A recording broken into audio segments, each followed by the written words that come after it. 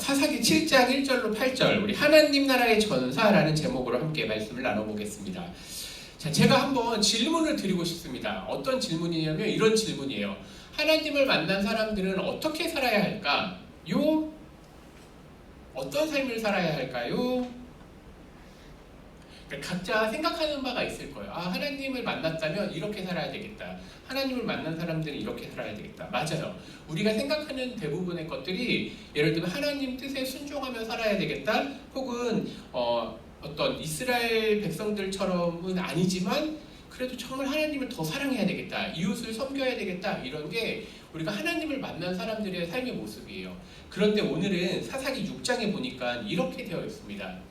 전체를 다 적지는 못했고요. 한번 그냥 제가 읽어볼게요. 사사기 6장에 보면 이제 삿이라고 하는 건 사사기를 얘기해요. 이스라엘 자손이 여호와의 목전에 악을 행하였으므로 7년 동안 미디안의 손에 넘겨주시니, 일단 첫 번째 이스라엘 백성들이 어떻게 했냐, 하나님을 만났음에도 불구하고 그들이 이 평안함, 기드온 앞에가 누구였죠? 온니엘, 레운, 삼갈, 드보라, 기드온, 맞아요. 여기서 드보라에서 기드온으로 넘어갔을 때 평안했다라고 되어 있는데, 평안하니까 이스라엘 백성들이 뭐해요? 마음이 다시 우상 앞으로 가는 거예요. 여호와의 목전에 악을 행했다는 거, 우상을 섬겼다는 거예요. 그래서 하나님께서 미디안, 이방인들의 손에 넘겨주시니 미디안의 손이 이스라엘을 이긴지라. 2절입니다. 이스라엘 자손이 미디안으로 말미암아 웅덩이와 굴과 산성을 만들어서 자기가 평안하게 살지 못하고 아주 깊은 산골짜기, 혹은 이제 이스라엘 같은 경우에 동굴은 우리나라랑 좀 달라요. 왜냐면 이스라엘은 약간 나라가 덥기 때문에, 건조하기 때문에 동굴이 손으로 팔 정도는 돼. 아니면 삽으로 파도 되게 깊게 팔 수 있는 거예요. 그러니까 거기에 숨어서 살았어요. 3절, 그리고 심지어는 이스라엘이 파종할 때면 미디안, 아말렉, 동방 사람들이 치러 올라와서 진을 치고 가사에 이르도록 토지 소산을 멸하며 이스라엘 가운데 먹을 걸 남겨두지 아니하며 양이나 소나 나귀도 남기지 아니했다. 예를 들면 우리나라 같은 경우에 예전에 북쪽에서 거란이나 여진이 왔고 남쪽에선 외에서 이제 쳐들어와서 먹을 걸 막 훔쳐가고 그랬잖아요. 이 당시에도 마찬가지예요.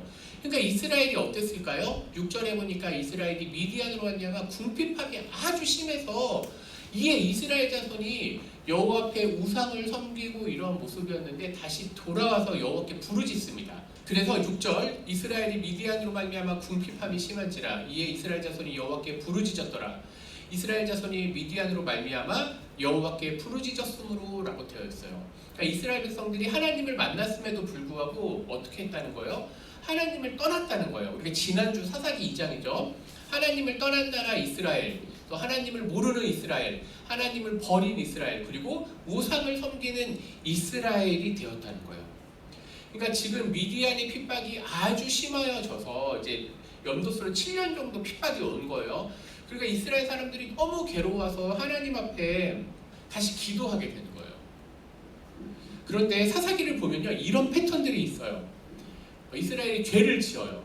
그러면 두 번째 하나님께서 이방 나라들을 통해서 압제를 하시는 거예요. 다시 핍박을 주시는 거예요. 그러면 이스라엘 백성들이 3번에 뭐예요? 다시 하나님 앞에 가는 거예요. 하나님 잘못했습니다. 좀 돌이켜 주십시오. 그리고 네 번째가 그럼 하나님이 또 뭐 하세요? 구원해 주세요. 근데 5번이 이게 최악이야. 망각해. 다시 죄로 간다는 거예요. 이게 근데 보시면 알겠지만 원래 옛날에는 이게 원으로 했는데 지금 원으로 안 하고 점점 이 안으로 들어가죠. 이게 위에서 보면 점점 원인데 옆에서 보면 뭐냐면요, 이스라엘의 영적 상황이 계속 추락하는 거예요. 계속 추락해. 그래서 그걸 보여주는 예가 뭐냐면 우리가 12명의 지금 사사들을 배웠죠. 온니엘, 에웃, 삼갈, 드보라까지는 그나마 좀 괜찮아.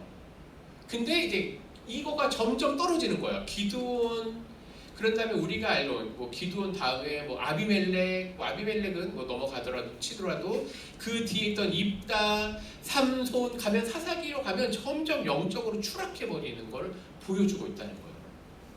어쨌든 이런 상황 속에서 오늘 하나님이 어떤 일을 하시는지 이제 우리가 지금 1번 하고 2번을 본 거예요. 그리고 3번을 봤죠. 말씀이 어떻게 돼 있어요? 이렇게 이스라엘 자손이 악을 행하였죠.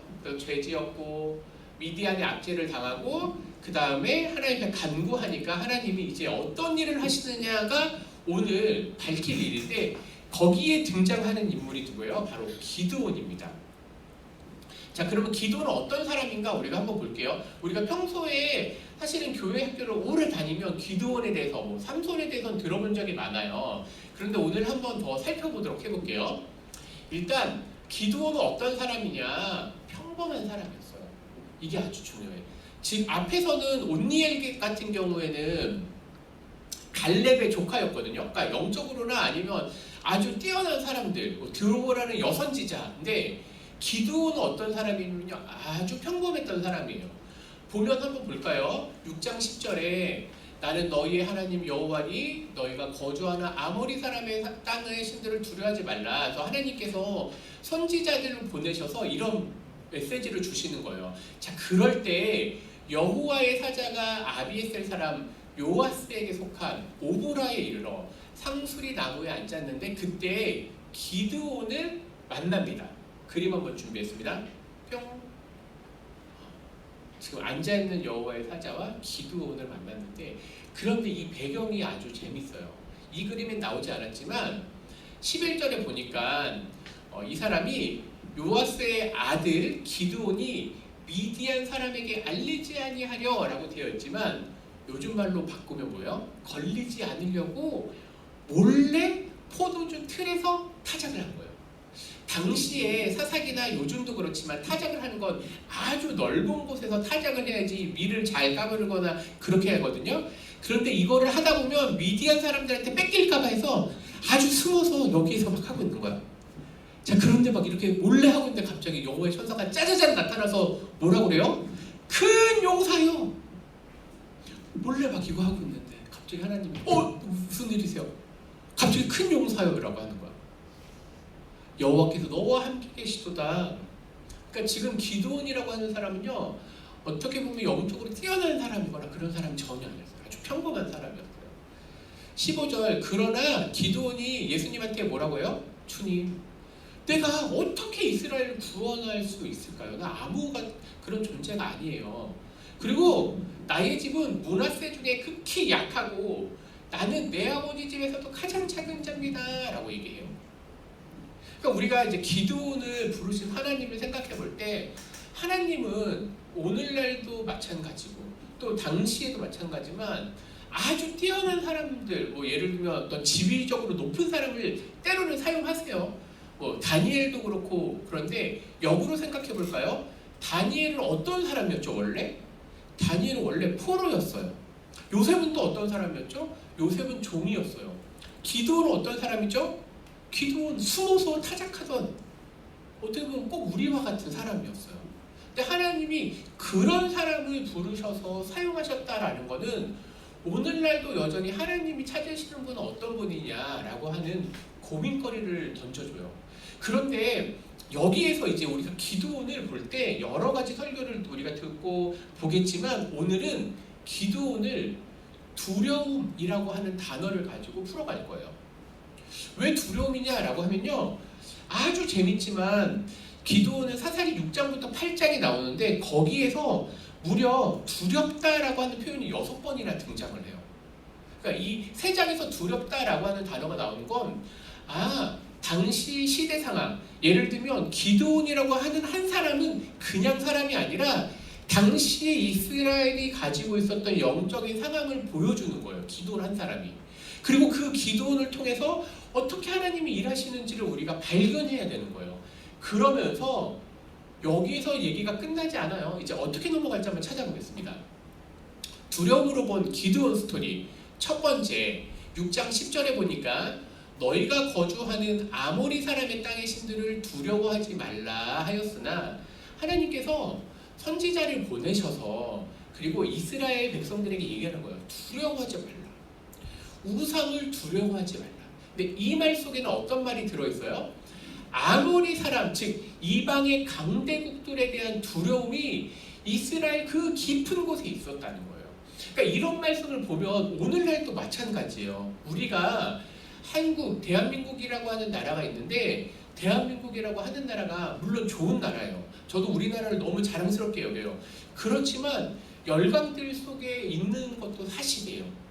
GDP가 아무리 높다고 하지만 실제적인 경제적인 공격이나 여러 가지 외부 요인을 보면요, 우리나라가 가지고 있는 두려움들이 있어요. 그리고 심지어 요즘 20대, 30대들 뭐 그런 분들에 대해서 얘기하는 게 뭐예요? 요즘에는 20대, 30대, 특별히 20대들에게 취업에 대한 두려움, 그런 다음에 성공에 대한 두려움, 뭐 그러니까 막 영끌한다 이런 표현들을 막 하잖아요. 그러니까 이게 어떤 거냐면요, 보세요.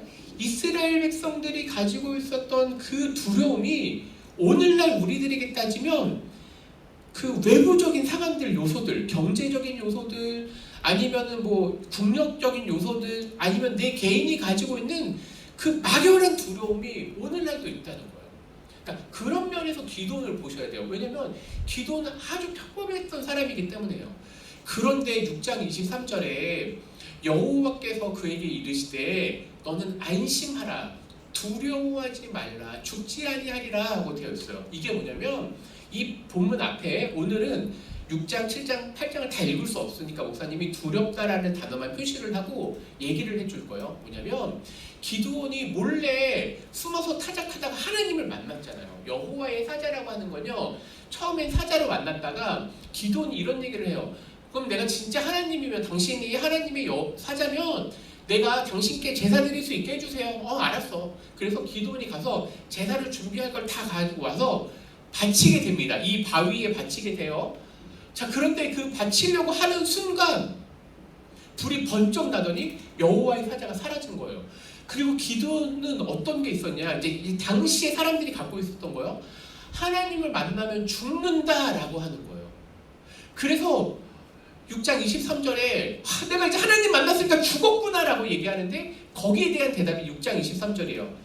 안심하라, 두려워하지 말라, 두려워하지 말라. 그러니까 하나님께서 두려워하지 말라는 걸 성경에 여러 곳에 되어 있지만 이 짧은 3장 속에 두려워하지 말라는 건 그만큼 는 거는 기드온이나 당시 이스라엘 백성들이 뭐예요? 하나님을 잘 몰랐다는 거야. 야, 하나님 만나면 죽는구나. 물론 그런 부분이 있었겠죠. 그렇지만 그들은 우상에 대한 두려움과 동시에 하나님에 대한 두려움도 막연하게 있었다는 거야. 하나님을 잘 몰랐어, 사실은. 정확하게 얘기하면. 그러니까 그런 두려움이 있는 거예요. 그리고 나서 이제 23절에서 27절로 넘어가면서 하나님이 이제 기드온을 만났기 때문에 사명, 소명, 미션을 주십니다. 그게 뭐냐면 우상을 타파하라는 거예요. 그림 한번 볼까요? 우상을 타파하라. 그런데 여기서 또 단어가 뭐예요? 두렵다라는 단어가 나와요. 27절을 같이 한번 읽어보겠습니다. 시작. 그의 아버지의 가문과 그 성읍 사람들을 두려워함으로 이 일을 감히 낮에 행하지 못하고 밤에 행하니라. 아니, 사실 하나님 만났다고 하고 무엇인가 하나님이 소명 주시면 그래도 용기 있어야 되지 않나요? 무엇인가 하나님 뜻이면 야, 내가 하겠다라고 해야 되지 않나요? 그런데 성경 본문은요, 기도는 그렇게 그려주지 않아요. 여전히 두려워 떠는 기도원을 보여주고 있는 거예요. 그러니까 기도원이 어떻게 심지어 하필 이 제단, 그러니까 왜냐하면 바알을 섬겼던 그 제단이나 그 옆에 있었던 이 무너진 건 제단이에요. 제물을 바치는 거고 그 옆에 아세라 목상이 있었어. 야, 저게 하필 왜 우리 집에 있는 거야. 그리고 왜 하필 하나님 왜 나한테 그거 하라고 하시지? 나 너무 무서운데? 그래도 하나님이 부르셨으니까 하긴 해야 되는데 어떻게 하지? 머리를 골똘하게 생각한 거예요. 그리고 나서 한 게 뭐예요? 밤에 하자. 그래서 밤에 몰래 가서 이 그림은 되게 멋있게 표현했잖아요. 근데 내가 보기에 기도는 아주 조용했을 것 같아. 만약 오늘 나 같았으면 도끼로 안 하고 안 걸려야 되잖아. 그냥 톱으로 했을 것 같아. 이렇게 슥슥슥슥. 그러니까 지금 그런 모습이에요. 기도는 철저하게 우리랑 같은 사람이에요. 그러니까 기도는요, 두려워가지고 밤에 조용히, 물론 시끄럽겠지. 그러면 막 밤에 이렇게 너 조용히 하지. 걸리면 어떻게 하려고. 근데 그런 일이 실제 일어난 거예요. 다음날 아침이 되었습니다. 사람들이 와가지고 도대체 이거를 누가 무너뜨렸느냐라고 얘기해요. 사람들이 찾았어. 그러니까 기도는 아마 내가 보기에 이거 무너뜨리고도 진짜 발 뻗고 못 잤을 거야. 한편으로는 하나님 나 부르셨는데, 근데 또 한편으로는 이거 걸리면 안 되는데 막 이런 두려움 속에 있어. 이 기도원의 아버지가 이런 얘기를 해요. 만약에 이게 바알이 살아있는 신이면 바알이 기도원을 죽일 거다. 바알이 기도하고 싸울 거다라고 얘기를 해요. 그래서 그 다음부터 사람들이 그 말이 맞거든. 바알이 진짜 참신이면 기도는 심판할 거거든. 근데 기도는 심판했어요, 안 했어요? 안 했죠. 그래서 사람들이 그때부터 기도를 뭐라고 해요? 여룻바알이라고 해요. 이 여룻바알이라는 게 바알과 싸운 사람이라는 뜻이에요. 그러니까 그 정도로 이제 기도는 아주 평범한 사람에서 이렇게 영적으로 뛰어난 사람으로 지금 거듭나고 있는 상황이에요. 자, 그런데 하나님이 이 사건을 왜 주셨는가 중요해요. 하나님이 우상을 탑하기 위해서 주셨는가가 아니에요. 이제부터 본격적인 게 나오는데 그게 뭐냐면 이제 하나님께서는 이스라엘 백성들에게 그 핍박을 주었던 미디안과 그 주변의 아말렉 사람들을 이제 본격적으로 이스라엘과 전쟁을 일으키게 합니다. 그걸 우리는 그냥 이렇게 부를게요. 미디안 대첩. 큰 전쟁이 난 거예요. 그러니까 그걸 준비하기 위해서 하나님께서 기드온을 준비시키신 거예요. 보세요. 아주 평범한 사람이었던 그 기드온을 하나님께서 부르셔서 어떻게 사용해 하셨느냐? 7장 3절에 이제 너는 백성에게 외쳐 이르기를 누구든지 두려워 떠는 자는 길르앗산을 떠나 돌아가라 라는 말씀이 있어요. 또 두려워하는 사람에 대한 얘기가 나오죠. 이게 뭐냐면요, 이제 하나님께서 기드온을 리더로 부르셔서 이제 기드온은 어쩔 수 없이 등 뒤에 밀려서 뭐 했냐면 이제 이방 민족이 쳐들어왔습니다. 우리 싸우러 갑시다 라고 얘기를 했어요. 사람들이 막 우르르 온 거야. 한 3만 명 넘게 온 거예요. 기드온을 마음 상태를 보세요. 기드온은 한편으론 하나님이 시켜서 열심히 해야 되겠다과 동시에 심장이 작거든. 간이 콩알이야. 그래가지고 막 계속 두렵고 떠는 거야. 근데 하나님이 뭐라고 얘기하냐면 야 3만 3천 명 너무 많아. 너무 많아. 야, 저기는 13만 명. 아니 그래도 많아. 그래서 하나님 뭐라고요? 7장 3절에 야, 그러면 두렵다고 하는 사람 가라 그래. 사실 내가 보기엔 기드온이 지금 이 말 너무 하기 싫었을 거야. 가면 그래도 3대 1, 4대 1이면 좀 해볼만 전쟁인데 하나님이 야 그래도 보내 하니까 기드온 지금 어쩔 수 없이 보낸 거야. 야 무서운 사람 가세요. 근데 속으로 가지 마세요. 가세요. 가지 마세요. 막 계속 이렇게 있는 거야. 근데 눈치 없는 백성들이 얼마나요? 22,000명 가버렸네. 32,000명에서 지금 저쪽은 13만 명인데 10,000명밖에 안 남았어요. 그럼 1대 13은 이거 아무리 전쟁을 해도 안 되잖아요. 한 3대 1, 4대 1이면 그래도 뭔가 해볼 만한 것 같은데 13대 1은 이거 너무 한데. 근데 하나님이 더 충격적으로 뭐라고요? 이것도 많아. 이것도 하나님이 그래서 그를 뭐예요? 물가로 내려가서 물을 먹으래. 기드온은 물을 먹으러 내려가는 그 길이 진짜 막 목이 바짝바짝 말랐을 거예요. 왜냐면 하나님 도대체 무슨 말 할지 모르거든요. 근데 하나님 뭐라고요? 야 저기서 무릎 꿇고 먹는 사람들 저쪽에, 그 다음 개처럼 핥아먹는 사람 이쪽에. 그러면 그럼 그래도 하나님이 이 많은 쪽을 주시겠지 했는데 아니야. 너무 많다고. 그 하나님이 지금 32,000명에서 거의 한 10%로 줄이고 10%가 뭐 1%로 줄였죠. 300명만 남기고 다 보낸 거예요. 저 기도는 너무너무 힘들었을 것 같아요. 그러니까 지금 평범한 리더예요. 진짜 평범한 리더. 아무것도 아닌 사람, 우리 같은 사람인데 이 사람을 하나님이 부르셔서 용사로 쓰시는데 근데 기드온의 마음 상태 한편은 계속 두려움이 있는 거야. 300명을 이제 냅뒀는데 보세요. 7장 10절 같이 한번 읽어보겠습니다. 시작. 만일 내가 내려가기를 두려워하거든 내 부하와 함께 그 진영으로 내려가라. 야 너 300명으로 싸는 거 두렵지? 그러니까 한번 저쪽 미디안 쪽에 한번 몰래 가봐. 근데 너 혼자 가면 무섭잖아. 하나님도 지금 미디안 기드온 아세요? 그러니까 너 혼자 가지 말고 부하랑 함께 가. 기드온이 300명 용사와 가는 게 아니라 자기 혼자 부하랑 함께 갑니다. 내가 보기엔 기드온은 진짜 조용히 갔을 거야. 막 심장 막 너무 무서워서 막 적들에 갔는데 하필 그 적들이 대화를 하고 있어요. 근데 그 대화가 뭐예요? 내가 지난밤에 꿈을 꿨는데 보리떡이 우리 진영으로 들어왔어. 근데 그 진영이 뭔지 알아? 그러니까 자기네들끼리 지금 미디안 적들이 13만 명이나 있는, 그리고 아주 그 당시에 강대국인 나라인 애들이 13만 명 모여 사는 얘기가 뭐예요? 야 그 떡이 기도는 칼이야. 야, 우리 질 것 같아. 그걸 들은 거예요. 오늘 안 적었지만 기도원이 그 얘기를 듣자마자 뭐라며 여호와께 경배했다고 되어 있어요. 평범한 리더, 아무것도 아닌 한 사람을 주님 부르셔서 하나님 나라의 용사로 쓰시는데 계속해서 그는 내면적인 갈등을 계속 가지고 있어요. 그런데 하나님께서 그런 그 기도를 통해서 매번 확신을 줘요. 제가 지금 얘기하지 않았지만 첫 번째는 여호와께 제사 드리는 걸 통해서 확인하셨죠. 두 번째는 전쟁 나가기 전에 그 양털에다가 물을 적시라고 하나님이 또 그걸 해주셔. 왜냐면 기도는 심장이 약하거든. 근데 하나님이 기도를 또 생각했어. 아니 이거 너무 쉽대. 그냥 다 적셔주고 양털만 마르게 해주래. 하나님 또 그것도 해주셔. 그리고 어쩔 수 없이 가야지. 그럼 전쟁도 갔습니다. 근데 아직도 해결이 안 돼. 근데 하나님이 기도하는데 야, 너 그러면 저쪽 진영 한번 갔다 와봐. 너 혼자 가기 무섭지? 두렵지? 불화랑 같이 가. 불화랑 가서 봤는데 거기서 하나님의 최대한의 그 확신을 갖게 되는 거예요. 기도는 그리고 나서 어떤 전쟁을 하게 돼요? 나팔, 횃불을 들고 나서 전쟁 300명과 13만 명 미디안 대첩이죠. 한번 생각해보세요. 이순신에게는 나에게는 12의 척이 있습니다 라고 했는데 이 사람들에게는 지금 육지잖아요. 나는 300명밖에 없습니다. 근데 전쟁에 나가라고 하나님이 확신을 주셨기 때문에 나갑니다. 그리고 나서 어떤 일이 있냐면요, 이 300명이 13만 명을 완전히 밟아버려요. 완전히 깨버리는 거예요. 그리고 나서 이들을 끝까지 쫓아가게 됩니다.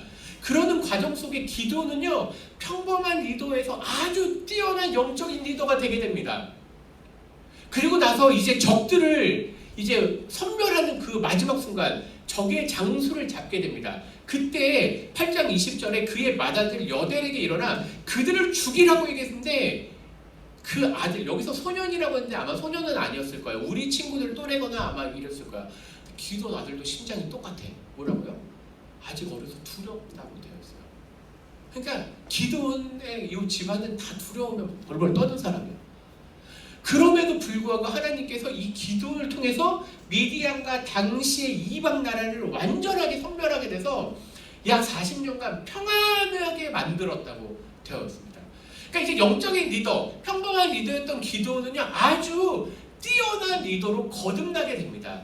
그런데 성경에 보면 어떤 인사, 어떤 한 사람의 인물을 전체적으로 밝혀주는 게 많지가 않는데 기드온은요, 이 뛰어난 리더가 된 이후의 삶도 성경에서 보여주고 있습니다. 8장 승리 이후의 기드온이요. 21절에 세바와 살문나가 이르되 내가 일어나 우리를 치라. 이게 뭐냐면 우리 앞에 읽었던 아들한테 죽이라고 했는데 얘네들도 안 거야. 뭐냐면 이 여델이 이 칼을 옛날에 이렇게 그 목을 자르잖아요. 근데 어설프게 자르면 더 아프거든. 그러니까 뭐라고 얘기해요? 그러지 말고 그냥 네가 쳐라라고 얘기를 해요. 그래서 이제 아래서 그럼 내가 칠게 해서 기드온이 일어나 세바와 살문나를 죽이고까지는 괜찮아. 전쟁이 끝난 것 같아. 자, 그런데 기드온의 그 선택의 길을 보셔야 돼요. 낙타 목에 있던 초승달 장식들을 떼어서 가지게 됩니다. 물론 전리품들은 당시에 갖는 게 당연한 거예요. 우리가 잠깐 성경 얘기에서 벗어나서 이제 문화 얘기를 잠깐 해볼게요. 초승달 장식들을 떼어서 가졌다. 요즘에 초승달 하면은 사막 하면 생각나는 사람들이 있어요. 예를 들면 뭐 이슬람이나 이런 사람들이죠. 근데 이슬람이 생긴 거는 언제였죠?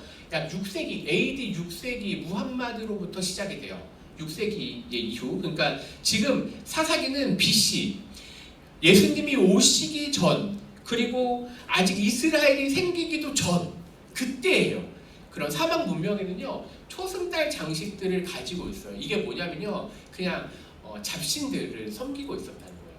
그런데 이제 이게 계속 문화적으로 계속 내려오는 거예요. 그런데 AD 6세기에 넘어가면 어떤 일이 발생하냐?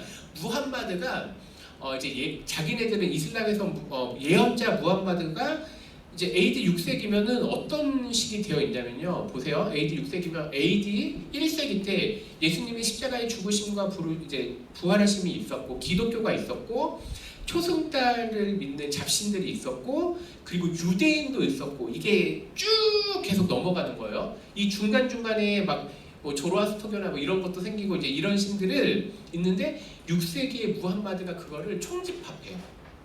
그리고 나서 이제 자신들의 상징 중에 하나를 초승달 같은 걸로 사용을 하게 되는 거예요. 그리고 그 이후에 지금까지 이슬람, 무슬림 문명은 그 초승달, 무함마드로부터 시작하는 이슬람을 하고 있지만 실제로 이슬람의 어떤 교리적인 측면은요, 기독교 혹은 유대교의 이단 정도로 생각해 보시면 돼요. 그러니까 그들이 쓰고 있는 용어, 뭐 알라나 아니면 이시아라고 하는 뭐 예수에 대한 용어나 마리아나 미리암이라고 하는 얘기가 꾸란, 이 꾸란에도 등장을 하는 거예요. 근데 그게 뭐냐면 아까 얘기했던 잡신들에 대한 신앙들도 내려오고 기독교에 대한 뭐 기독교 이단에 대한 것도 나오고 유대교도 오고, 그러니까 이게 짬뽕된 거야.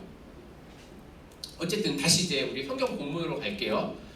자, 초승달 당식들을 떼어서 가지게 돼요. 그리고 22절, 그때 이스라엘 사람들이 기드온에게 이르되 당신이 우리를 미디안의 손에서 구원하셨으니 당신과 당신의 아들과 당신의 손자가 우리를 다스리소서. 아직 왕은 아니지만 세습 왕권, 세습 통치자로 세우고 싶어요.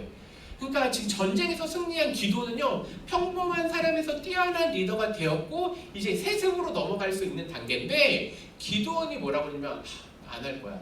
여호와께서 너희를 다스릴 거야. 아주 탁월한 선택을 한 거예요. 왜냐하면 당시 아직 사사시대는요, 왕을 세우시겠다는 하나님의 말씀이 없었기 때문에 기드온은 그거에 대해서 알고 있었어요. 그런데 기드온은 또 어떤 말을 해요? 아주 애매한 말을 해요.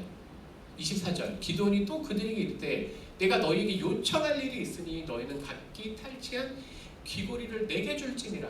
아 그래, 그럼 탈취물 정도는 이게 전쟁 이게 승리했기 때문에 그 정도 주면 되잖아 라고 했어요. 그래서 이스라엘 사람들이 이스마엘이라고 하는 거는 이제 금기구, 여기서 말하는 이스마엘 사람들은 미디안이나 이런 건데 또 복잡한데, 아브라함의 아들 이삭이 있었죠. 이삭 야곱으로 하는 유대인이 있었고 아브라함에게는 아들 또 한 명 있었는데 그게 이스마엘이죠. 이스마엘을 통해서 이제 바깥으로 내보냈잖아. 근데 이 내보낸 족속들도 12지파를 이루어요. 당시 지금으로 따지면 아랍권에 다른 문명들이 생긴 거예요. 그 사람들을 얘기하는 거예요. 그러니까 이스마엘 사람들이라고 하는 거는 아브라함과 다른 후손들, 유대인이 아닌 이스마엘 사람들은 아랍 문화권을 나름대로 형성하고 있었고, 이들은 하나님에 대한 그 개념도 있었지만 막연한 신들이에요. 그러니까 이게 다 짬뽕으로 섞여서 지금 이슬람이 된 거예요. 그러니까 이스마엘 후예라고 하는 게 이제 여기서 나오는 말이죠. 25절, 무리가 대답하되 우리가 즐거이 드리다. 아이고 그 정도야 우리가 충분히 주죠. 이거 7년 동안 고생했는데 이거 주죠라고 얘기했는데, 기드온이 요청한 금 귀고리가 1700세겔, 초승달 장식 폐물해서 엄청나게 막 많은 재산을 거들게 됩니다. 이제 기드온은요, 평범한 리더에서 뛰어난 리더가 아니라 이제 부자가 된 거예요, 나름. 그리고 이제 세습은 아니게 된 거예요. 자, 그런데 27절에 기드온이 그 금으로 뭘 해요? 에봇을 만들어요. 에봇이라고 얘기하는 것은 당시 대제사장이 제사 때 입을 옷인데, 여기에서 에봇을 만든 건, 자, 기드온은 한편으로 하나님에 대한 게 있었지만, 그리고 나는 세습 왕이 될 건 아니지만, 그러나 그 마음속에 뭐가 있는지 우리가 보게 된 거예요. 기드온은 자기는 나름대로 세상적으로도 성공하고 싶었던 그런 욕심들이 있었던 게 에봇 하나라고 하는 걸로 표현이 돼요. 그리고 나서 자기의 성읍 오브라에 두어서 이제 사람들이 자신을 찾아오게 만들어요.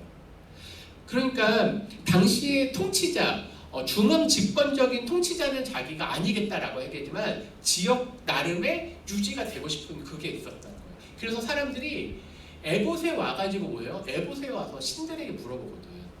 그러니까 하나님한테 물어보는데 그 에봇을 매개체로 쓰고 싶은 거예요. 그래서 온 이스라엘이 그것을 음란하게 위한다. 여기서 음란한다는 건 우상숭배가 됐다는 거예요. 그러니까 바알과 아스다롯이나 뭐 이런 걸 섬기는 건 아닌데 에봇을 통해서 자신들이 원하는 하나님을 만나고 싶었던 거예요. 그걸 음란하게 됐다라고 한 거예요. 근데 그게 뭐였대요? 기드온과 그의 집에 올무가 되니라.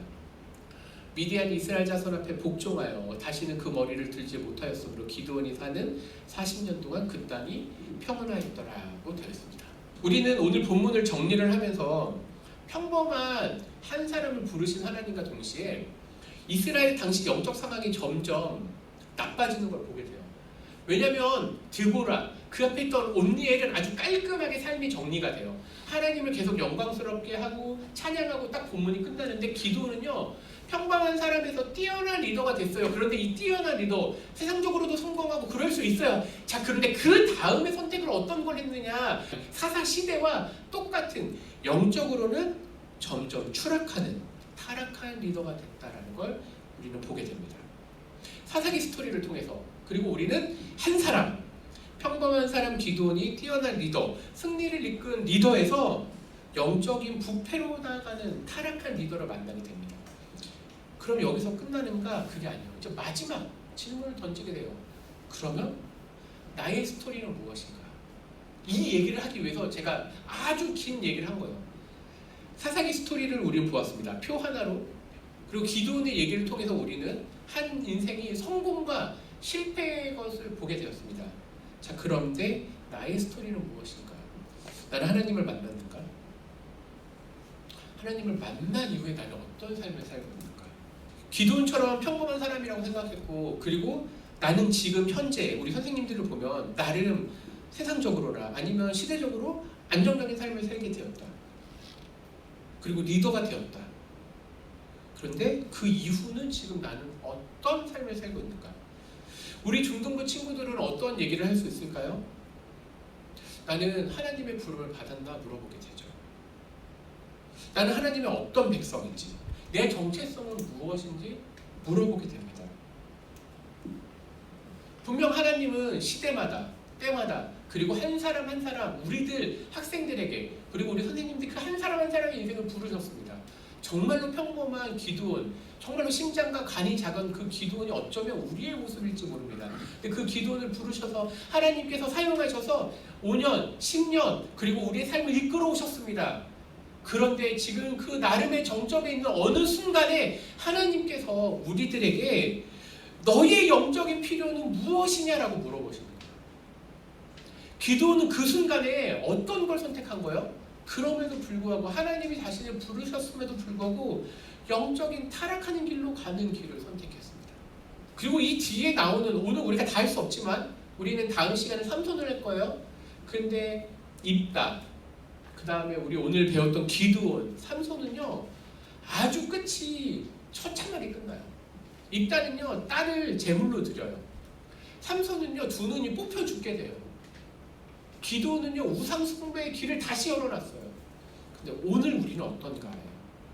그래서 그렇다면 지금 나는 어느 길로 가고 있는가 동시에 이 질문이요, 나에게 영적 필요와 나의 영적인 상황은 어떤가?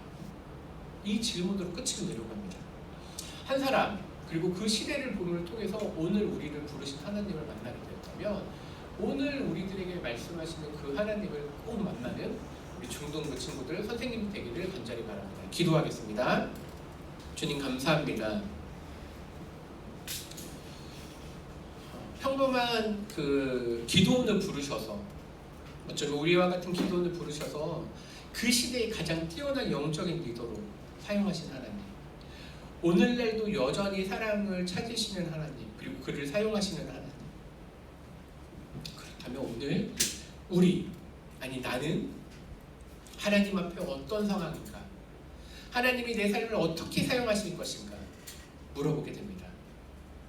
주님, 어쩌면 우리 시대가 사사 시대처럼 영적으로 무뎌진 것은 아닌지, 영적으로 부패한 것은 아닌지 돌아보게 됩니다. 기드온의 끝을 생각하면서 내 삶의 방향이 어느 길로 가고 있는지 돌아보게 됩니다.